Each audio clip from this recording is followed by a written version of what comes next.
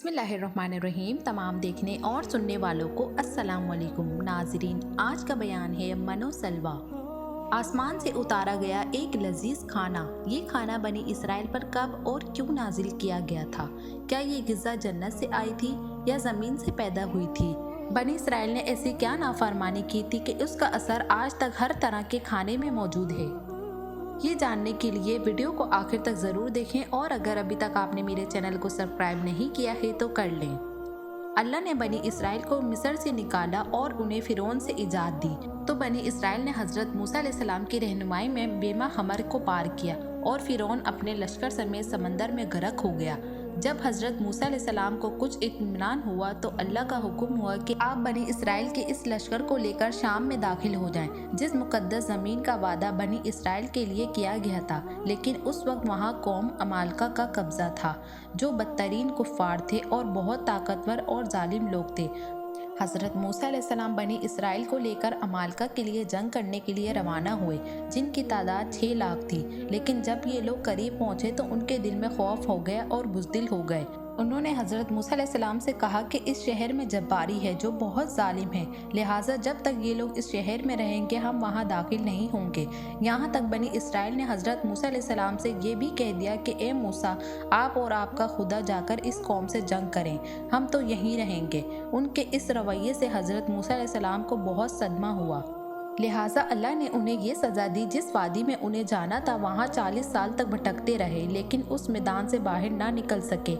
इस मैदान का नाम टिया था। रिवायत है कि बनी इसराइल के लोग सामान उठाकर सारा दिन चलने के बाद रात एक जगह पर पहुंचते हैं और जब सुबह होती है तो वो वहीं मौजूद होते हैं जहां से वो चले थे। लिहाजा अब बनी इसराइल उस मैदान में फंस चुके थे और एक हफ्ते में सबका सामान ख़त्म हो गया था। तो सारी कौम तौबा इस्तग़फ़ार करने लगी और माफ़ी मांगने लगी। मैदान टिया में होने वाले इस सख्त इम्तिहान को देखकर हज़रत मूसा अलैहिस्सलाम को अपनी कौम पर रहम आया।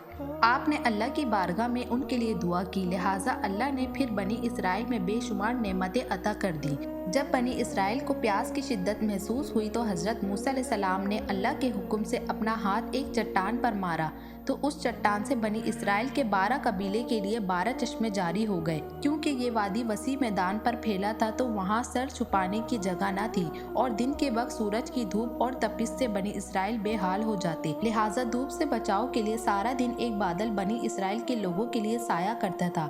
इसके अलावा रात में एक चमकदार जैतून उतरता था जिसकी रोशनी में वो लोग काम करते थे। इसके अलावा भी अल्लाह ने उन पर बहुत सी नेमतें अता की थी। उन्हीं नेमत में एक नेमत मनो सलवा था। अल्लाह ने उनके खाने के लिए आसमान से 2 ग़िज़ा उतारी थी, एक का नाम मन और दूसरा का नाम सलवा था। मन शहद जैसी मीठी ग़िज़ा थी। जब शबनम सूख गई तो उन्होंने देखा कि मैदान में छोटी छोटी गोल चीज़ पड़ी है। बनी इसराइल उसे देखकर कहने लगे, मन यानी ये क्या है? तब मूसा अलैहिस्सलाम ने उनसे कहा कि वही ग़िज़ा है जो खुदा ने तुम्हें खाने को दी है। उसने पहले तुझे आजमाइश में डाला और भूखा रखा, फिर वो मन जिसे तू और तेरे बाप दादा भी न जानते थे तुझे खिलाया ताकि तुझे पता चले कि इंसान सिर्फ रोटी पर ही जिंदा नहीं रहता। मन दरअसल एक शबनमी गोंद था जिसका जायका शहद जैसा था। ये गोंद वहाँ के पेड़ पौधों पे जमा हो जाता था और बनी इसराइल उसे रोज़ जमा करके खा लेते, जो हर शख्स के लिए तकरीबन 4 किलो उतरती थी। जो शख्स उस वक्त सो रहा होता था वो उस दिन इस खुराक से महरूम रहता था।